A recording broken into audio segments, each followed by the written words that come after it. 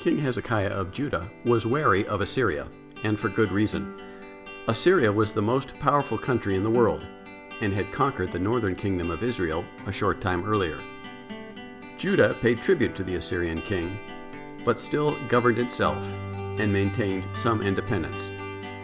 Hezekiah was worried that that independence might be lost if Assyria set its sights on Jerusalem, the capital city of Judah. In preparation for a possible attack, Hezekiah did two important things. First, he fortified the walls of Jerusalem so that it could better withstand an advancing army. Second, he stopped the flow of a spring outside the city walls and redirected the water, by means of a tunnel, to the pool of Siloam inside the city. The inhabitants of Jerusalem could continue to have water, even if they had to barricade themselves in. Hezekiah's foresight and preparations proved beneficial.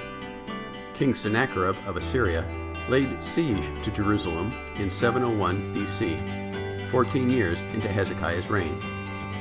The people of Judah held their ground, and the Assyrians were not able to conquer the city. In his account, King Sennacherib simply reports that Judah paid their tribute and the Assyrians lifted the siege.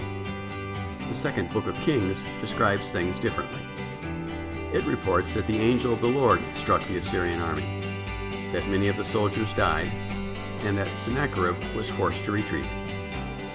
In any case, Jerusalem remained secure.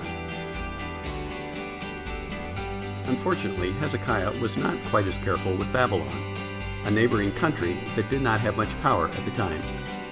Hezekiah gave visiting envoys from Babylon a grand tour of the city and made quite a show of all his wealth. The prophet Isaiah recognized immediately that that was a mistake.